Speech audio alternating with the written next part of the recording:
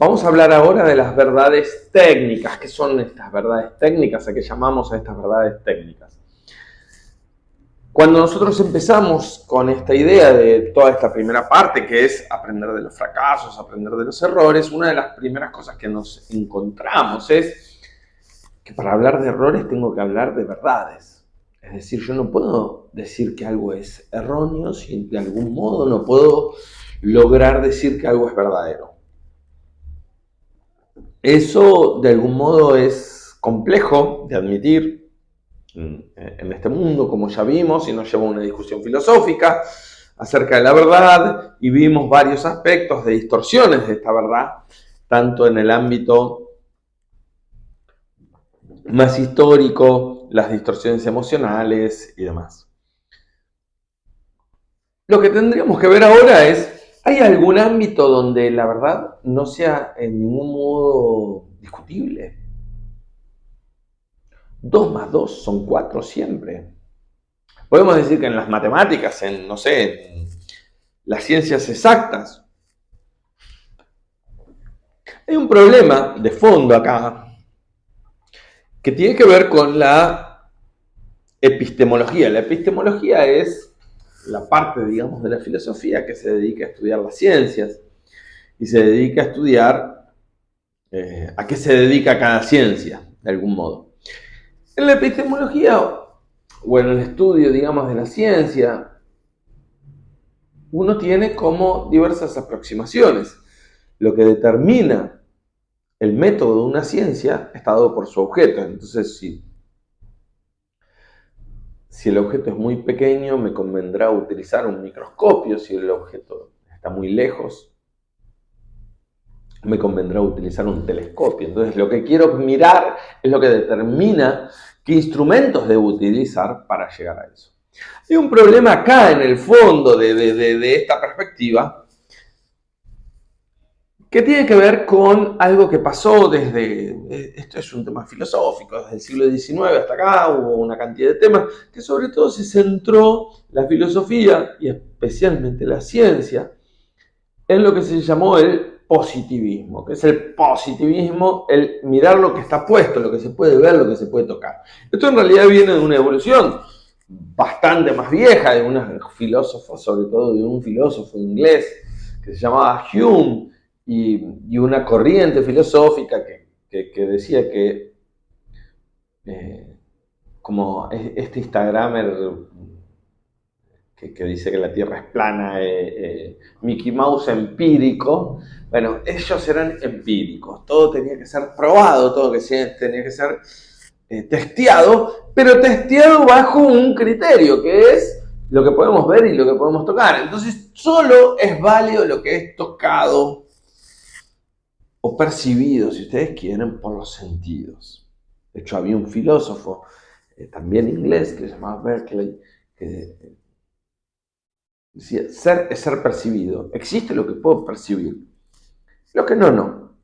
Eso nos lleva a muchos problemas. Una de las cosas que le decían a Berkeley es, si nadie ve un árbol quebrarse en el medio del bosque, quiere decir que el árbol no se quebró. ¿Qué pasa con estas verdades que no puedo percibir? Y esto del mundo de la empresa tiene como muchas consecuencias, ¿no? ¿Qué pasa con esas verdades que existen, aunque no estemos hablando de ellas? ¿Cuál es el método apropiado para hablar de estas verdades? ¿Cómo decimos de respecto de estas verdades, esto es así o esto es así? Pasa muchísimo en algunos sectores, por ejemplo, recursos humanos, que vienen con soluciones, lo que nosotros llamamos las consultoras. Entonces te vienen con soluciones de los libros y te dicen, no, el organigrama ahora no es más vertical, ahora los organigramas son horizontales porque se trabaja por proyectos. ¿Por qué? ¿Dónde está? ¿De dónde viene? Y eso nos lleva a que hay una cantidad de soluciones que supuestamente son de algún punto de vista indiscutibles. Porque tienen algún grado de comprobación según los métodos de supuestamente la ciencia. Entonces le decimos métodos científicos. La realidad es que más adelante en el libro vamos a volver sobre este problema y vamos a profundizar un poquito más. Pero hay un maestro inglés también, bastante más cercano en el tiempo, que se llamaba Bernard Shaw, que decía: la estadística es la ciencia por la cual si mi vecino tiene 2 autos y yo no tengo ningún auto, los dos tenemos un auto. Mágicamente los dos tenemos un auto.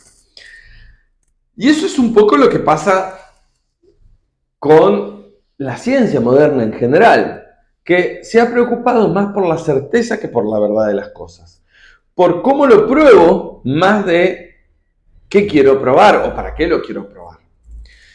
La ciencia, no voy a entrar mucho en esto, pero Aristóteles se preguntaba más el porqué de las cosas, mientras que la ciencia moderna no se preocupa por el porqué. De hecho, uno de los principios de Aristóteles era: nada puede ser y no ser en el mismo tiempo y al mismo sentido.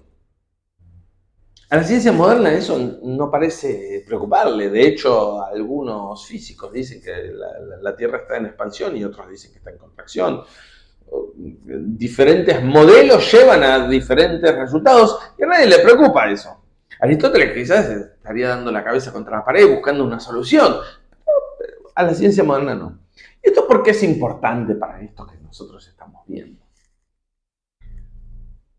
Esto tiene que ver con que hay muchos aspectos de nuestra vida personal y de la vida empresarial que están dados, sobre todo más que por cuestiones científicas, por cuestiones como técnicas. Hay ciertas técnicas para hacer las cosas. Esto que les decía, ¿cómo se hace un organigrama? ¿Hay una sola respuesta para hacer un organigrama? ¿Cómo es un procedimiento de compras en la vida? No, en la vida de uno, ¿cuál es el secreto del éxito? Hay que levantarse a las 5 de la mañana, hay que levantarse a las 5 de la mañana, leer 10 libros, después hacer 5 abdominales y... Esta idea de que hay un método, de que hay algo que es una verdad técnica absoluta, no tiene mucho sentido con la praxis humana. En la praxis humana, que es tanto nuestra vida como también la vida de la empresa, la estadística se quema, la estadística se queda chica por todos lados. Un caso no comprendido en la estadística puede fundir mi empresa. Si yo aplico lo que a otros les resulta, no necesariamente me va a resultar a mí. Lo que a otros les resulta en la vida para tener éxito, para ser buenas personas, para lo que fuera, no necesariamente va a aplicarme a mi sentido. Claramente que yo puedo tomar lineamientos, puedo tomar criterios, puedo tomar aspectos. Y claramente que hay cuestiones técnicas. Yo trabajaba en la industria farmacéutica, yo no iba a discutirle a un ingeniero químico la solubilidad de un aceite, qué sé yo. No sé, no se lo voy a discutir. Evidentemente hay gente que tiene más conocimiento que uno. Uno no le va a ir a discutir al contador si este impuesto se liquida así o se liquida así, si el balance se liquida así o se liquida así. Pero lo que sí es importante entender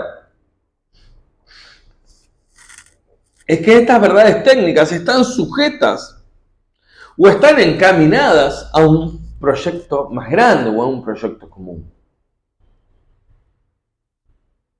Muchas veces en esas decisiones técnicas, millones de veces pasaba que se dice, no, esto es un tema técnico. Pasó con la creación, por ejemplo, del iPhone.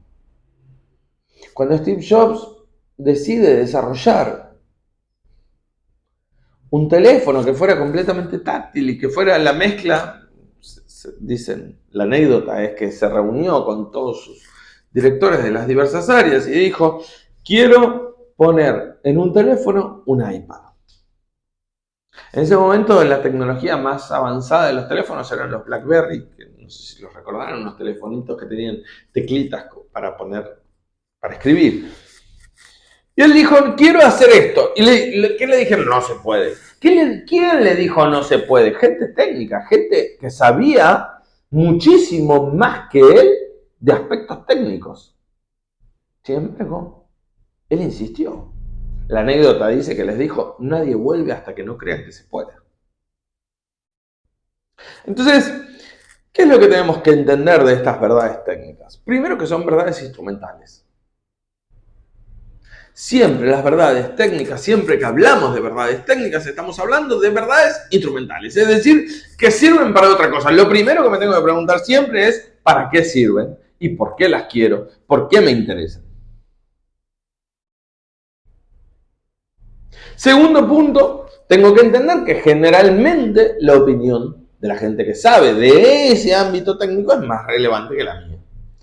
Tengo que asesorarme y escuchar a esas personas. Pero también tengo que entender que aunque contrate el mejor equipo del mundo con todos los aspectos técnicos y haga todo lo que dicen los libros, no va a hacer que mi empresa sea exitosa, que mi vida sea exitosa. No va a hacer que yo logre los objetivos. Eso es algo un poquito más complejo, que es lo que vamos a ver en la siguiente clase, que es lo que llamamos el problema de la verdad práctica. Mientras tanto, busquemos gente que sea de lo mejor en su área de expertise.